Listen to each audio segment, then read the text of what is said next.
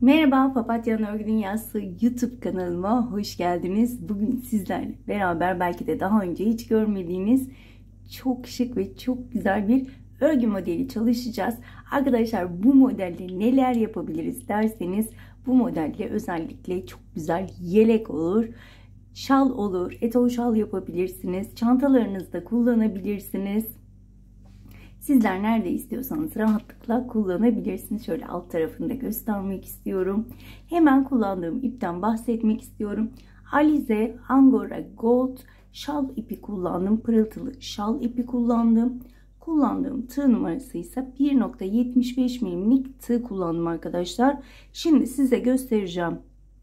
İp yine Alize şal ipi arkadaşlar. Angora bir ip değil, tüysüz bir ip. Şöyle açık renkle göstermek istedim sizlere. Evet, şöyle yakından da ve tersini de göstermek istiyorum. Gerçekten çok şık. Eminim çok beğeneceksiniz. Evet, fazla uzatmadan minik hatırlatmamı da yapıp hemen modeli başlamak istiyorum. Arkadaşlar biliyorsunuz ki tamamen kanalım ücretsiz. Kanalıma ücretsiz bir şekilde abone olup abone ol butonun yanındaki zili aktif hale getirirseniz bundan sonra yükleyeceğim videolardan haberdar olabilirsiniz. Bana destek olmak amaçlıysa videoyu beğenip videonun altına o güzel yorumlarınızı yazarsanız hem bana destek olmuş olursunuz hem de bu videonun birçok kişiye ulaşmasını sağlamış olursunuz diyorum ve hemen modelin yapımına geçiyorum. Evet arkadaşlar, modelime zincirle başlıyorum. 14 ve katları şeklinde zincir çekiyorum ve artı 3 14 ve katları zincirimi çekip hemen dönüyorum. 14 ve katları 3 model olacak şekilde zincirimi çektim. Artı 3 zincirimi çekiyorum. 1 2 3 en son çektiğim zincirden tutuyorum. 3 zincir tuttuğum zincire battım. İkili trabzan yapıyorum. Bu sırayı komple 2 sıra ikili trabzanla devam ediyorum. Tüm zincirlere tek tek batarak ikili trabzan yapıyorum bu sırayı. Evet, ben sıra sonuna kadar bu şekilde devam edeceğim. Evet arkadaşlar, sıra sonuna kadar devam ettim. Sıramın sonuna geldim. Ve 1 2 3 zincirle döndüm. Burada aslında 4 zincir de çekebiliriz. Neyse 3 çekelim. Hemen yanındaki trabzan tepesine batıp üçlü bir trabzan yapıyorum. Önce 1, sonra 2, 2. Tığın başını doladım. Hemen yanındaki trabzana batıyorum. Önce 1, sonra 2, 2. Şöyle 3 tane üçlü trabzan yaptık. Burada 2 zincirim var. Tığın başını bir kez doladım ve hemen sayıyorum. 1, 2, 3, 4, 5, 6. trabzan tepesine battım ve buraya üçlü bir trabzan yapıyorum. Bir zincir çektim ve hemen şu çektiğim trabzanın beline şu şekilde dolayarak ilmek toplayacağım tığıma. Şu şekilde. 2 oldu. 3 4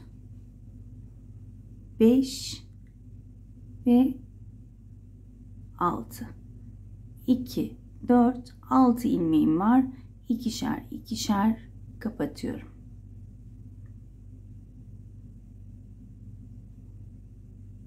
Bu şekilde. 3 zincir. 1 2 3. Bakın hemen şöyle şurada ilk boşluğum var. Şu ilk araya batıyorum. Sık iğne ile kapatıyorum. Hemen yanındaki boşluktan başlıyorum. 1, şunu saymıyorum. 2 3, hemen şuradan da alıyorum. 4. Baştaki ilmekle beraber 2 4 5 tane ilmeğim oldu. 2 2 kapatıyorum. 3 zincir Hemen önümdeki boşluğa batıyorum. Sık iğne ile kapattım. Hemen önümdeki boşluklardan şöyle başlıyorum. İlkinden 1, 2 ve 3. Buradaki ilmekle beraber 4 tane ilmeğim var. 2 2 kapatıyorum. 3 zincir. Hemen önümdeki boşluğa battım. Sık iğne. 2 tane boşluğum var. İkisine de batıp ilmek topluyorum. Tığımda 3 tane var. Yine 2 2 kapatıyorum. 3 zincir. Ve bakın önümdeki boşluğa battım. Sık iğne ile kapattım. Hemen yanındaki boşluğa batıyorum. İlmek topluyorum ve ikisini birlikte kapatarak bitiriyorum. Bakın bu şekilde modelim ortaya çıktı. Hemen burada tığın başını doladım. Hemen sayıyorum. 1, 2, 3, 4, 5, 6. trabzana battım. Üçlü bir trabzan yapıyorum. 1, 2, 3. Şöyle de göstermek istiyorum. Hemen yanındaki trabzan tepesine battım. Üçlü bir trabzan. Yanındaki trabzan tepesine batıyorum. Üçlü bir trabzan. Bakın şöyle de göstermek istiyorum. Modelim beyazda daha güzel göründü sanki. Evet. Burada yine 2 zincirim var. Tığın başını doladım. 1, 2, 3, 4, 5, 6.'ya battım. Üçlü trabzan. Bir zincir çektim ve önümdeki trabzanın beline dolayarak yine tığıma ilmek topluyorum. 3, 4, 5 ve 6. Baştaki ilmeği saymazsak 5 kez yapıyoruz. Baştaki ilmeği de sayıyorum. 6 diyorum ben. 2, 4, 6. 2 2 kapatıyorum.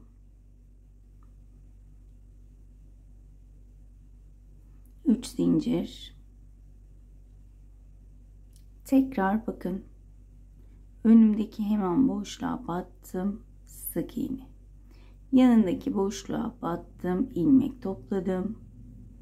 Şöyle tek tek boşluklara batıyorum. Bakın burada şaşırabilirsiniz. Şuradaki son boşluğa da batıyorum.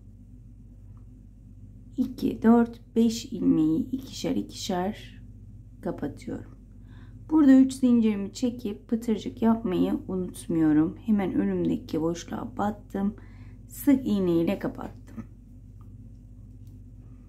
Ve boşluklardan yine ilmek alarak tığıma ilmek biriktiriyorum. İkinci ya da üçüncü sırada inanılmaz kolaylaşıyor arkadaşlar. Televizyon izleyerek bile yapabileceksiniz. O kadar kolay diyorum.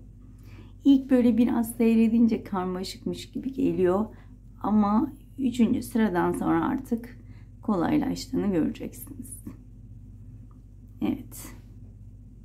Hemen önümdeki boşluğa battım. İlmeğin içinden geçirerek 2 ilmeği de kapattım. Tığın başını doluyorum. 1, 2, 3, 4, 5, 6. trabzan tepesine battım. Ve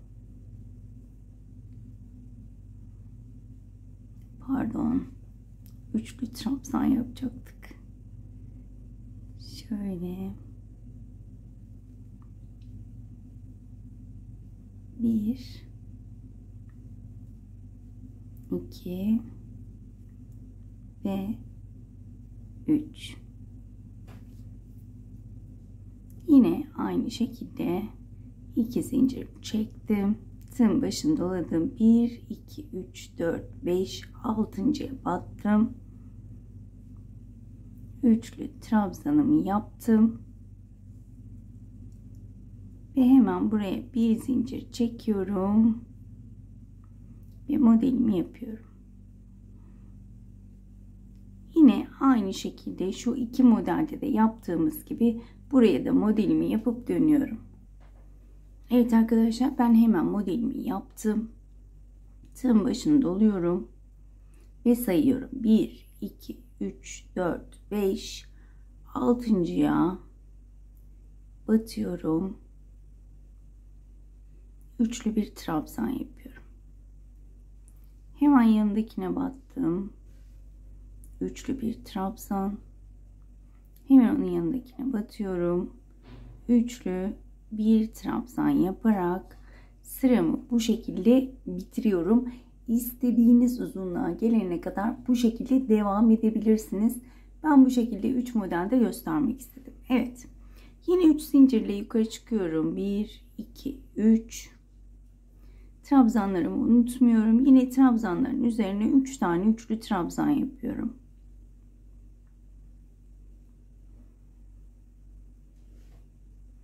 Burada sadece bir zincirim var. Hemen ilk pıtırcığa battım. Sık iğne. Diğer pıtırcıklarda 3 zincir çekeceğim. 1, 2, 3.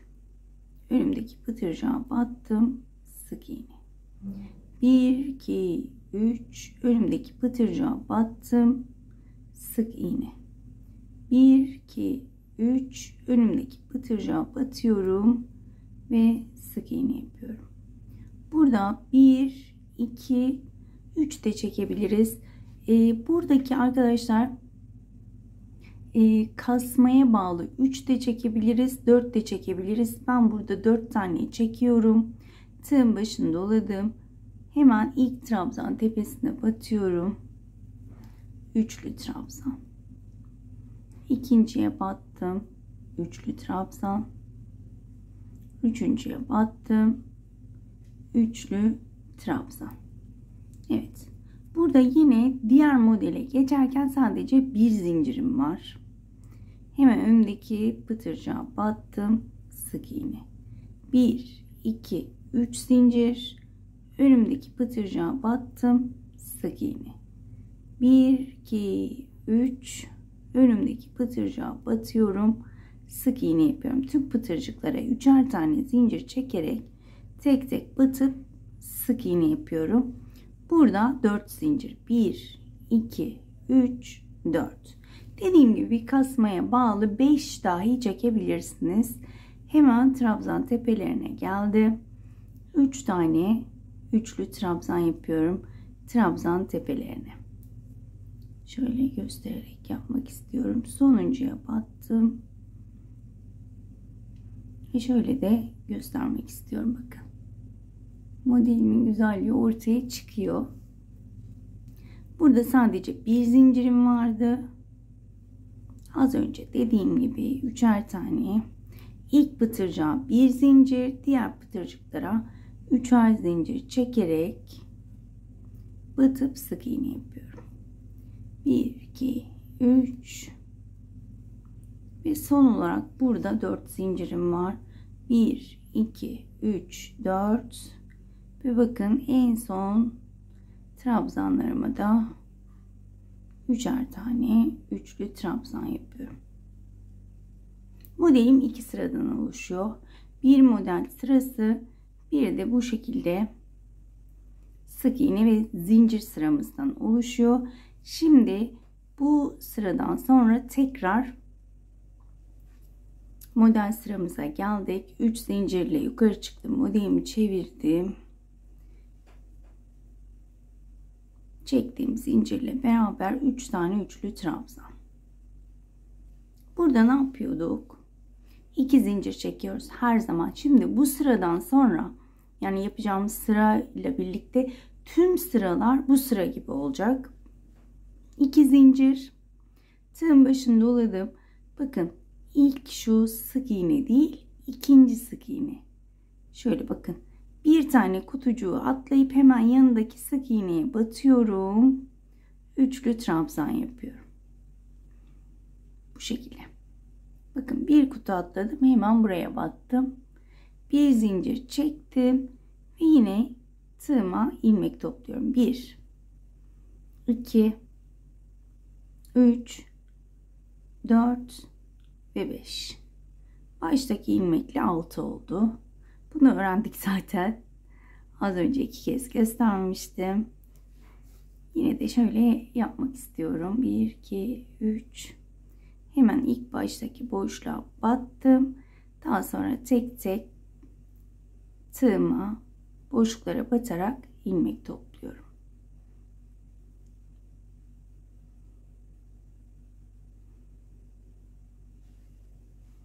Bir, iki, üç. Burada hem eksiltme yapmış oluyoruz hem pıtırcık yapmış oluyoruz.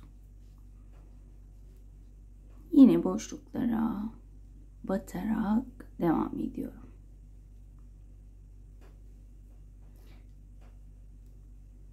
Üçüncü pıtırcığımı yapıyorum. 1, 2, 3. Hemen önümdeki boşluğa battım. Sık iğne.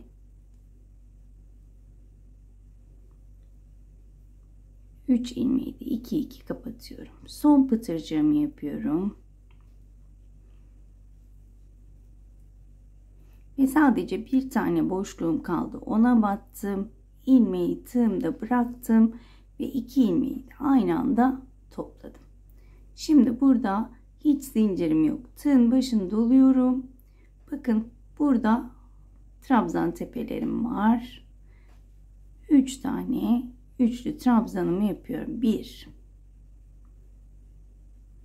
2 ve 3. Şöyle göstermek istiyorum. Bakın modelimin güzelliği şahane bir şekilde ortaya çıktı. Evet. Burada 1 2 zincir çekiyorum. Tığın başını doluyorum. Bakın. Bu birinci sık iğne değil, karşıdaki ikinci sık iğneye battım. Üçlü trabzan yapıyorum. Bir zincir ve tığıma ilmek topluyorum. 1 2 3 4 ve 5. Tığımda 6 tane var ve burada yaptığımız gibi yine modelimizi yapalım. Evet, modelimi yaptım, bitirdim. Hiç zincir çekmiyorum. Tığın başını doladım. Ve bakın trabzanlarımı yine 3 tane trabzan yapıyorum. 1 2 ve 3. 2 zincir. Tığın başını doladım. Birinci değil, ikinci sık iğneye battım. Üçlü trabzanımı yapıyorum. Bir zincir çekiyorum ve burada modelimi yapmaya başlıyorum arkadaşlar. Modelimi bitirdim. Şöyle de göstermek istiyorum. Bakın.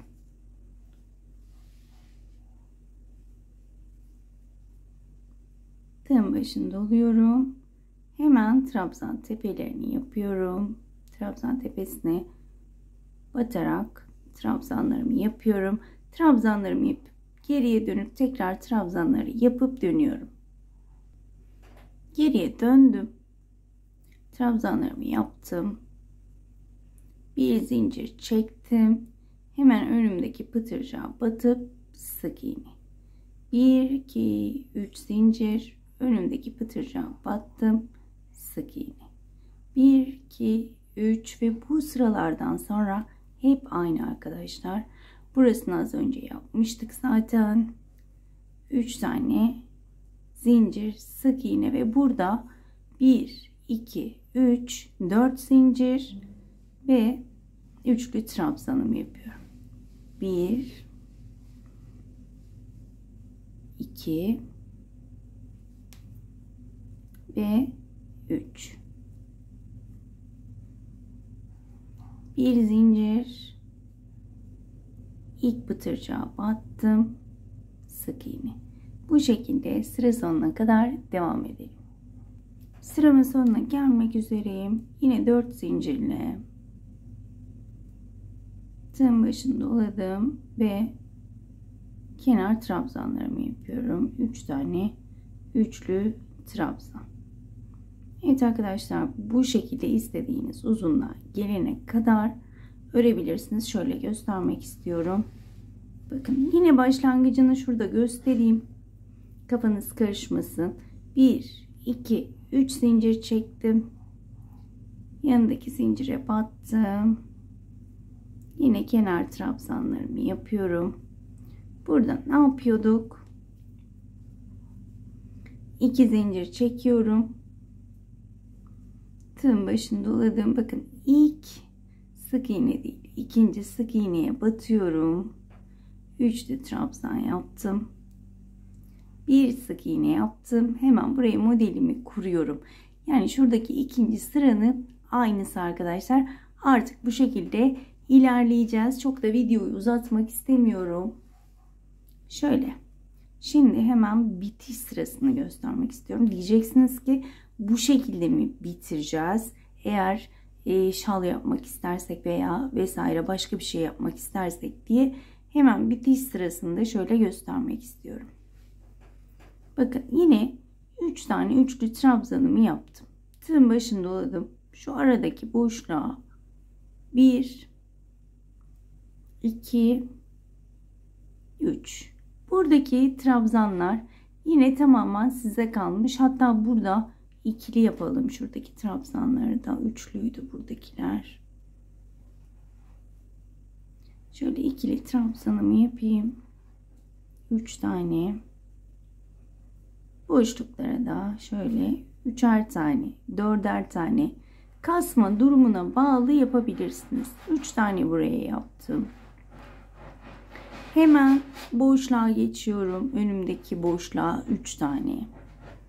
2, 3. Buralar çok bol olursa 2 de yapabilirsiniz. Hemen diğerine geçtim. 1, hatta 2 yapalım. Çok bol olabilir burası çünkü. Hemen diğer boşluğa geçtim. 1, 2. Bakın.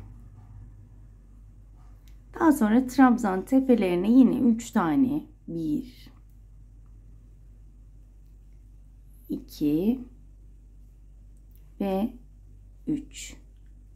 Yine 3 tane, 2 tane veya buraları da 3 tane yapabilirsiniz. Tamamen size kalmış. Başlangıcı ve bitişi gördüğünüz gibi aynı şekilde ilerliyor. Umarım ayrıntılı bir şekilde anlatabilmişimdir. Umarım anlatımımdan memnun kalmışsınızdır. Yine benim çok beğendiğim modellerden biri oldu arkadaşlar. Eğer sormak istediğiniz sorular olursa bu videonun altına yazabilirsiniz. Ya da Instagram hesabımdan DM'den bana ulaşabilirsiniz. Takıldığınız noktaları rahatlıkla sorabilirsiniz arkadaşlar. Evet, bugünlük de bir videonun sonuna geldik. Kendinize çok iyi bakın. Hoşça kalın.